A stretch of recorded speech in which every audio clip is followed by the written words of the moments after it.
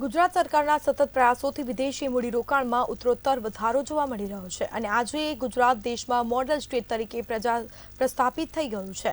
છેલ્લા 20 વર્ષથી ગુજરાત વિદેશી રોકાણની બાબતોમાં દેશમાં આગવું સ્થાન ધરાવે છે।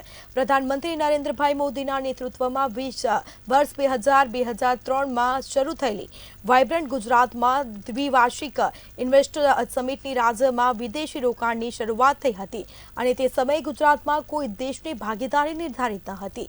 જ્યારે વર્ષ 2019ની વાઇબ્રન્ટ ગુજરાત ઇન્વેસ્ટર્સ સમિટમાં પ્રથમ વખત 15 અગ્રણી દેશોએ રોકાણ કર્યું હતું।